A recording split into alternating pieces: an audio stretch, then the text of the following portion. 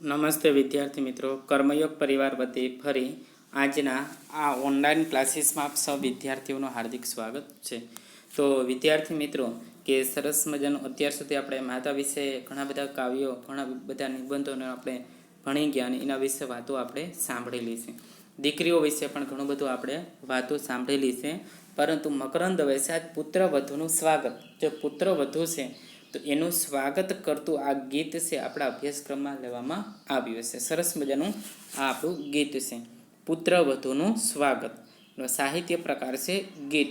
એના લેખક છે મકરંદ દવે, મકરંદ વજયશંકર દવે સાહેબ. હવે આપણે જોઈએ કે જન્મ 13/11/1922, અવસાન 31/1/2005 એમનું અવસાન થાય છે. તો આપણે ગુજરાતી સાહિત્યમાં જે મકરંદ દવે છે એ સર્વોત્તમ સ્થાન સુધી પહોંચેલા કવિ છે. તો મકરંદ વજયશંકર દવે સાઈ તેઓ રાજકોટ જિલ્લાના ગોંડલના વતની હતા. એનું મકરંદ દવેનું આખું નામ છે મકરંદ વજયશંકર દવે. મકરંદ વજયશંકર દવે એ એમનું આખું નામ છે. તો તેઓ જે રાજકોટ જિલ્લાનો જે ગોંડલ તાલુકો છે રાજકોટ જિલ્લાનો, તો એ ગોંડલ તાલુકાના વતની છે. આઝાદીની ચળવળમાં જોડાયા હતા. અનેક અખબારોમાં કામ કર્યું. તેમણે વલસાડ જિલ્લાના નંદીગ્રામમાં આદિવાસીઓ માટે કાર્ય કર્યું છે. હવે આપણે જોઈએ કે ગાંધીયુગના જે કવિઓ હતા વિદ્યાર્થી મિત્રો, કે જે 15થી માંડવી ગાંધીજીનો જે સમય હતો, તો ઈસવીસન 1915માં મહાત્મા ગાંધીજી ભારતમાં આવ્યા ને ત્યાર પછી 1900 મૃત્યુ પર્યંત સુધી કે 48 સુધીનો જે સમય છે તો એને ગાંધીયુગ તરીકે ઓળખવામાં આવે છે. અને આ યુગમાં જે કવિઓ થઈ ગયા તો એમને ગાંધીયુગના કવિઓ તરીકે ઓળખવામાં આવે છે. તો અહીંયા પણ આપણે ખબર પડે તો એ જે 15થી 48 સુધીનો જે ગાળો છે, તો એ ગાળા દરમિયાન આપણો ભારત દેશ તે ગુલામ હતો અને ભારત દેશે આઝાદ થવા માટે ઘણી બધી મહાત્મા ગાંધી, વલ્લભભાઈ પટેલ, ચંદ્રશેખર આઝાદ, તો એવા ભગતસિંહ, તો ઘણા બધા એવા જે ક્રાંતિકારી નેતાઓ છે, જહાલવાદી અને મવાલવાદી નેતાઓ છે, ઘણી બધી જે ચળવળો કરી હતી, સત્યાગ્રહો કર્યા હતા. તો એ જે યુગ છે તે ગાંધી યુગના સમય તરીકે ઓળખવામાં આવે છે. તો એ ગાળામાં જે કવિઓ થઈ ગયા, તો ભારત દેશ કેવી રીતે આઝાદ થાય લોક જાગૃતિ માટે ઘણા બધા અથાગ પ્રયત્નો છે તે કર્યા હતા. તો અહીંયા શું કીધું કે આઝાદીની ચળવળમાં જોડાયા હતા. એ સમયમાં જે વકીલો છે, જે સાહિત્યકારો છે, ખેડૂતો છે, બધાય લોકો એ ચળવળમાં છે આઝાદીની ચળવળમાં જોડાતા.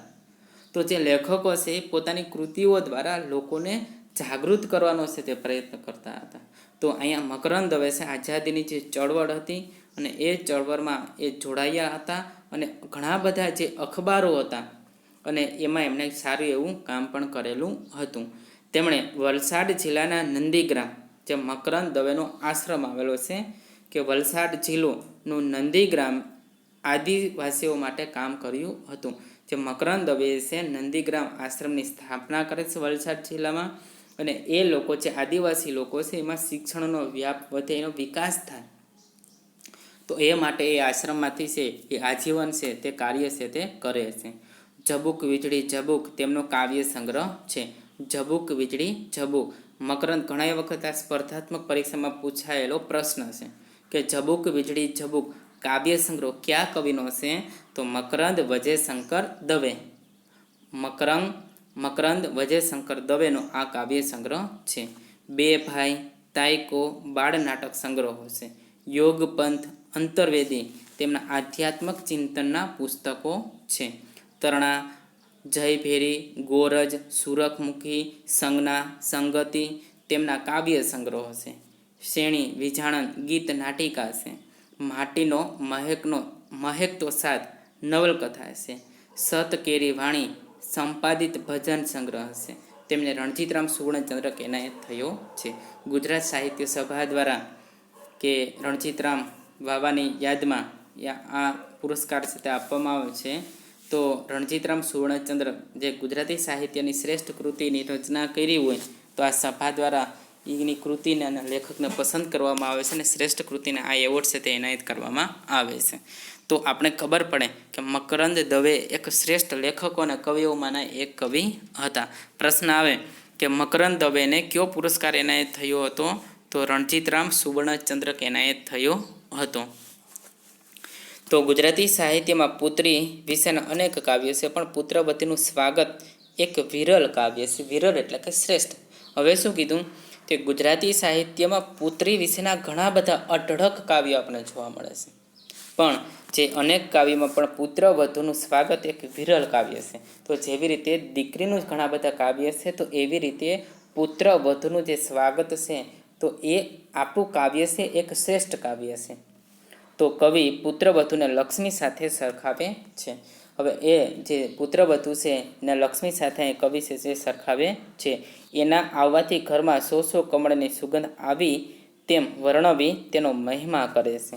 પુત્રવધુના આવવાથી ઘરનું સૌંદર્ય કેવું ખીલી ઉઠે છે. તેના ચિત્રો આખી આપી એને ઘરનું છત અને છાંયડી ગળાવી અદ્ભુત ગૌરવ કરે છે. બને કુળ ઉજાડનાર પુત્રવધુના આગમનથી જીવતરની હાસ નિરાતનો ભાવ કવિએ અહીંયા ઉત્તમ રીતે પ્રગટ કર્યો છે. હવે કઈ વસ્તુ અહીંયા ધ્યાન કેન્દ્રિત કરી છે? તો હવે અહીંયા આપણે જોઈએ કે પુત્રવધુ ઘરમાં આવે તો લક્ષ્મીનું સ્વરૂપ છે. તો જેવી રીતે લક્ષ્મી આવે અને ઘરની જે સમૃદ્ધિ છે તે આપોઆપ છે સર્વોત્તમ સ્થાન સુધી પહોંચી જાય છે, તો એવી રીતે ઘરમાં જે પુત્રવધુ છે એ આવે છે અને એ સમય દરમિયાન જે લક્ષ્મી છે તે આપોઆપ છે તે આવવા લાગે છે. હવે અહીં શું કીધું કે એના આવવાથી ઘરમાં સો સો કમળની સુગંધ આવી તેમ વર્ણવી તેનો મહિમા કર્યો છે. જેવી રીતે પુત્રવધુ પોતાના સસરાના ઘરમાં એ જાય છે અને એ ઘરમાં આવે છે, તો એ સમય દરમિયાન જે સો સો કમળની જેમ સુગંધ આવે છે, તો એવી રીતે પુત્રવધુની સાથે સો સો કમળની સુગંધ છે તે આવે છે. આખું ઘર છે તે એકદમ છે તે મહેકી ઉઠે છે, ને વાણીથી એની સુગંધથી એ આખું ઘર છે સરસ મજાનું છે તે ભર્યું ભર્યું થઈ જાય છે. પુત્રવધુના આવવાથી ઘરનું સૌંદર્ય કેવું ખીલી ઉઠે છે. તેના ચિત્રો આપી એને ઘરનું છત અને છાંયડી ગળાવી અદ્ભુત ગૌરવ છે તે કવિ કહે છે. હવે પુત્રવધુ ઘરમાં આવે છે અને જે ઘરની જે સુંદરતા છે, પુત્રવધુ ઘરમાં ન આવે ત્યાં સુધી ઘરની જે ભીતો છે તે અડવી હોય છે, શણગારેલી હોતી નથી. ને એ જ્યારે ઘરમાં આવે છે તો એ આખા ઘરને છે એકદમ છે સ્વર્ગ સમાન છે એ પોતાના ઘરને છે તે બનાવવાનો પ્રયત્ન કરે છે. તો અહીંયા સૌંદર્ય કેવું ખીલી ઉઠે છે તે તેના ચિત્રો આપી એને ઘરનું છત ઉપરનો આધાર છાંયડી એટલે શીતળતા છાંયો ગણાવી અદ્ભુત ગૌરવ છે કવિ છે તે કરે છે. બને કુળ ઉજાડનાર પુત્રવધુના આગમનથી જીવતની હાસ નિરાતનો ભાવ કવિએ ઉત્તમ રીતે પ્રગટ કર્યો છે. હવે એકદમ છે તે પુત્રવધુ છે બંને કુળને ઉજાડનાર, એક તો પિતાનું ઘરને ઉજાગર કરે છે અને એક તો એના સસરાના ઘરને ઉજાગર છે તે કરે છે. તો એકદમ છે સરસ મજાનું પુત્રવધુનું સ્વાગત કરતું આ આપણે જે મકરંદ વજયશંકર દવે દ્વારા ગીત કાવ્ય છે, તો એનો હવે આપણે અભ્યાસ કરીએ કે આ જે લક્ષ્મી એટલે લક્ષ્મી તળપદો શબ્દ છે કે લક્ષ્મી એટલે લક્ષ્મી આવ્યા મારે આંગણે, લાવ્યા સો સો કમળની સુગંધ, ઓછવ મારે આંગણે. હવે કવિ શું કહે છે કે પુત્રવધુ છે તે ઘરમાં આવે છે, આજ લક્ષ્મી કે આજે છે પુત્રવધુના લગ્ન કરી અને પોતાના જે સસરાના ઘરે આવે છે અને એ સમય દરમિયાન લક્ષ્મી જે વિષ્ણુના પત્ની એટલે લક્ષ્મી, અને એ લક્ષ્મી ઘરમાં આવે છે ને એવી રીતે ઘરનું જે સુંદરતા છે આપોઆપ વધી જાય છે. તો એવી રીતે પુત્રવધુને કવિએ લક્ષ્મી સાથે છે તે સરખાવી અને એની ભવ્યતાનો છે તે ઉલ્લેખ છે તે કરે છે. આજે લક્ષ્મી આવ્યા મારે આંગણે કે લાવ્યા સો સો કમળની સુગંધ, ઓછવ એટલે ઉત્સવ મારે આંગણે કે આજે પુત્રવધુ છે તે મારે આંગણે છે તે આવ્યા છે ને આજે એની સાથોસાથ સરસ મજાની સો સો કમળની સુગંધ છે તે લઈ આવ્યા અને એટલા માટે આજે મારે આંગણે છે તે ઉત્સવ છે તે મનાવાયો છે. મારી અડવી ભીતો ને એના આંગણા, જ્યાં જ્યાં સ્પર્શે ત્યાં ત્યાં સોહે શણગાર, ઓછવ મારે આંગણે રે. હવે અહીં કવિ શું કહે છે કે જ્યારે પુત્રવધુ નહોતી ને ત્યારે જે દિવાલો જે હતી તે અડવી હતી ને એ દિવાલો ઉપર કોઈ પણ જાતનો શણગાર ન હતો, પણ જ્યારે પુત્રવધુ છે તે આવે છે ને ત્યારે મારી જે અડવી ભીતો છે ને એના આંગણાનો સ્પર્શ થાય છે અને જ્યાં જ્યાં પરસે એટલે સ્પર્શ કરે છે ને ત્યાંથી એકદમ છે શણગાર છે તે શણગારેલો છે તે સુંદરતા દેખાય છે ઉત્સવ મારે આંગણે, કે આજે પુત્ર વધુ આવ્યા છે તો મારે આંગણે સરસ મજાનો ઉત્સવ છે તે જોવા મળ્યો છે. કે એને વેણલે વહાલપ નિત્રે, એને ટોડલે ટહુકાર, ઉત્સવ મારે આંગણે રે. અને એ પુત્ર વધુ ઘરમાં આવે છે તો વેણલે એટલે કે વાણીમાં, વહાલપ એટલે વહાલ, નિત્રે એટલે નિત્રે છે તો એની સરસ મજાનું મધુર વાણીમાં વહાલપ છે તે નિત્રે છે અને એકદમ છે એ ઘરની દિવાલે ટોડલીએ થઈને એ સરસ મજાનો ટહુકવો છે તે કરે છે. તો જેને આખું જે ઘરનું વાતાવરણ છે એકદમ છે તે પ્રફુલ્લિત છે તે થઈ જાય છે ને આ જે ઉત્સવ છે તે મારે આંગણે છે તે જોવા મળ્યો છે. હવે કવિ શું કહે છે કે હવે સરસ મજાનું કવિ પુત્ર વધુ એ પોતાના ઘરે આવે છે અને પુત્ર વધુનું સ્વાગત કરવા માટે અહીંયા કવિ છે એ સરસ મજાની કાવ્યની રચના કરે છે. કે આ જે લક્ષ્મીને જે પુત્ર વધુ છે એને લક્ષ્મીનો અવતાર છે. જેવી રીતે લક્ષ્મી આપણા આંગણામાં આવે છે ને આખા ઘરનું જે વાતાવરણ છે એકદમ પ્રફુલ્લિત થઈ જાય છે અને આખું જે વાતાવરણ છે એકદમ મહેકતું થઈ જાય છે, સુગંધિત થઈ જાય છે. અને એટલા માટે સરસ મજાનું મારે આંગણે છે આજે ઉત્સવ છે તે આવ્યો છે.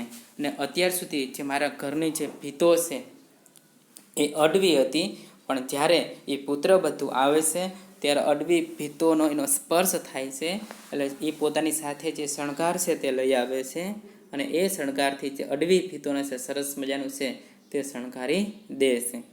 ને આજે ઉત્સવ મારે આંગણે આવ્યો છે.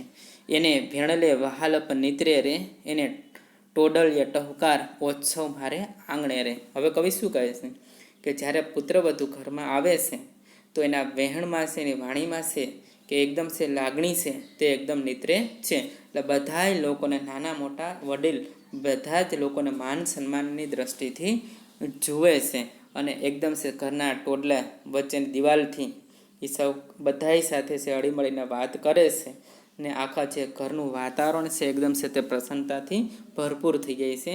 આ જે ઉત્સવ છે તે મારે આંગણે આવ્યો રે. એ તો ઘરનું છતર, ઘરની છાંયડી, ઘરની અગાસીનું ખુલ્લું આકાશ, ઉત્સવ મારે આંગણે રે. હવે જેવી રીતે આપણે ઘર હોય ને ઘરનું જે છતર હોય, ઉપરનું આધાર હોય અને ઘરની છાંયડી હોય, તો એવી રીતે ઘરની અગાસીનું ખુલ્લું આકાશ, ઘરની એટલે આખું જે આકાશ આપણા અગાસી ઉપર આપણે જઈએ તો આપણને આખું આકાશ છે એકદમ છે તે સુંદર દેખાય છે. તો એવી રીતે આપણે અહીંયા આપણું પુત્ર વધુ ઘરમાં આવી છે તો દરેક લોકોને વિકાસ કરવા માટેનું એકદમ છે તે વિશ્વ ફલક છે તેમને પ્રાપ્ત થાય છે. એટલા માટે કવિ શું કહે છે કે જે પુત્ર વધુ છે તે ઘરની છતર છે, એનો આધાર છે. જેવી રીતે છતર હોય તો દરેક વસ્તુ હોય છે, તડકો હોય છે, ઠંડી હોય છે, વરસાદ છે, એ છત છે આપણું ઝીલી લે છે. તો એવી રીતે કોઈ પણ મુશ્કેલી આવે તો પુત્ર વધુ છે એ છે તે આપોઆપ છે તે ઝીલી લે છે. ઘરની છાંયડી, ઘરમાં કોઈને કદાચ કાંઈ દુઃખ હોય અને એ સમય દરમિયાન જે પુત્ર વધુ છે બધાને છે તે દિલાસો આપે છે અને બધાને શીતળતાનું કારણભૂત છે તે પુત્ર વધુ છે તે બને છે. ઘરની અગાસીનું ખુલ્લું આકાશ એટલે કોઈ પણ વ્યક્તિના, ઘરના કોઈ પણ વ્યક્તિને વિકાસ કરવો હોય, એને પરિસર રૂપે આગળ વધવું હોય તો વિશ્વની વિશાળ ફલક પણ પુત્ર વધુ છે તેમને અર્પણ કરી શકે છે. એટલા માટે ઘરની અગાસીનું ખુલ્લું આકાશ, ઉત્સવ મારે આંગણે રે. કે આજે ઉત્સવ છે તે મારે આંગણે છે તે આવ્યો છે. એણે બબે તે કુળને ઉજાડ્યા, હૈયે હૂફને જીવતરની હાસ, ઉત્સવ મારે આંગણે રે. હવે ત્યાર પછી અહીં શું કહે છે કે પુત્ર વધુ દીકરી છે, એ પુત્ર છે દીકરો છે તો એક જ કુળને ઉજાગર કરે છે, જ્યારે દીકરી છે એ બે કુળને છે તે ઉજાગર કરે છે. એક તો પોતાનું ઘર અને એક તો પોતાના પિતાનું ઘર, એક તો પોતાના સસરાનું ઘર અને પોતાના પિતાનું ઘર, બે ઘરનો છે તે ઉદ્ધાર છે તે કરી શકે છે. એટલા માટે શું કીધું કે એણે બબે તે કુળને ઉજાડ્યા એટલે એનું તારણહાર બને છે. તો અહીંયા હૂપ જીવતરની હાસ, હાસ એટલે નિરાત. તો એકદમ છે પુત્ર વધુ છે એને બે કુળનો છે તે ઉદ્ધાર કર્યો છે અને અહીંયામાં છે તે હૂફ એકાબીજા બધાને સહયોગ આપવો, હુફા આપવું અને જીવતરની હાસ અને જીવતની છે એ શાંતિ છે તે જોવા મળે છે. ઉત્સવ મારે આંગણે રહે અને ઉત્સવ છે તે મારા આંગણે છે તે આજે આવ્યો છે. તો વિદ્યાર્થી મિત્રો કે આપણે સરસ મજાનું જે મકરંદ દવે રચિત આપણું જે ગીત કાવ્ય છે પુત્રવધુનું સ્વાગત, તેમાં આપણે સરસ મજાનું જે પુત્રવધુનું સ્વાગત છે તે કરવામાં આવ્યું છે. અને એની જે પુત્રવધુની જે ભવ્યતા છે તો એ અહીંયા આપણે ગીત દ્વારા છે તે જાણવા મળી છે. તો અહીંયા ચાલો પુત્રવધુ છે એના ઘરમાં આવે છે અને એ સમય દરમિયાન જે એને ઘરે છે એકદમ આનંદનો ઉત્સવનો જે પ્રસંગ છે તે બની જાય છે. અને એ પોતાની સાથોસાથ 100 કમળની સુગંધ લઈને આવે છે. એટલે આખું જે ઘર છે તે ભર્યું સુગંધથી મહેકતું છે આખું ઘર છે તે થઈ જાય છે. ને અત્યાર સુધી જે ભીતો છે તે અડવી હતી, શણગાર્યા વગરની હતી, પરંતુ પુત્રવધુ પોતાની સાથે ઘણો બધો જે શણગાર છે તે લઈ આવે છે. એટલે આખો જે ઘર છે એકદમ સુંદર રીતે છે તે શોભાયમાન એટલે કે સુંદર છે તે દેખાય છે. અને એકદમ છે બધાને હળીમળીને રાખે છે. એની વાણીમાં વેણમાં છે તે વહાલપ છે તે નિત્રે રાખે છે. અને એનો ટહુકો છે બધાને છે તે ઉત્સાહ છે તે ભરી દે છે. અને ત્યાર પછી કે જેવી રીતે ઘરનું છત હોય છે, જો છત આપણે દરેક ઋતુમાં આપણું રક્ષણ આપે છે, તો એવી રીતે પુત્રવધુ પણ આપણે દરેક દુઃખમાં એકદમ સાથ સહકાર આપે છે. ઘરની છાંયડી રહે, જેવી રીતે દુઃખ હોય, જેવી રીતે તડકો હોય અને છાયાની જરૂરિયાત હોય છે, તો એવી રીતે કુટુંબ ઉપર કોઈ પણ આફત આવી હોય અને શીતળતાની જરૂરિયાત હોય તો પુત્રવધુ એ શીતળતા રૂપી ઠંડક છે બધાય લોકોને છે તે આપે છે. ને કદાચ ઘરના સભ્યને કોઈ વિકાસ કરવો હોય તો એને વિકાસ કરવાની દરેક લોકોને છે છૂટ હોય. એટલે ઘરની અગાસીનું ખુલ્લું આકાશરૂપી પણ એ પુત્રવધુ છે તે બની જાય છે. અને એ પુત્રવધુ છે પોતાના પિતાનું ઘર અને પોતાના સસરાનું ઘર બંને ઘરનો છે તે ઉજાગર છે, ઉદ્ધાર છે તે કરી શકે છે. અને એકદમ અહીંયા હું બધાને હળીમળીને રહે છે, સાથ સહકાર આપે છે, જીવતરની હાસ અને જીવનથી એકદમ શાંત છે થઈ જાય છે. આજે ઉત્સવ છે તે મારે આંગણે આવ્યો છે. તો પરિવારના કાવ્યોમાંથી જે મકરંદ વજયશંકર દવે રચિત જે પરિવારના કાવ્યમાંથી આપણું જે ગીત કાવ્ય છે એ સંપાદિત કરવામાં આવ્યું છે. તો આપણે મકરંદ દવે રચિત જે પુત્રવધુનું સ્વાગત એ સર્વોત્તમ શ્રેષ્ઠ કૃતિ છે. ને એમાં પુત્રવધુની જે ભવ્યતા છે તેનો આપણે અભ્યાસ કર્યો છે. તો આપણે પણ આપણા જીવનમાં આમાં ઘણા બધા જે ગુણો છે એનો આપણે બોધ છે તે લેવાનો છે. ધન્યવાદ. વંદે માતરમ.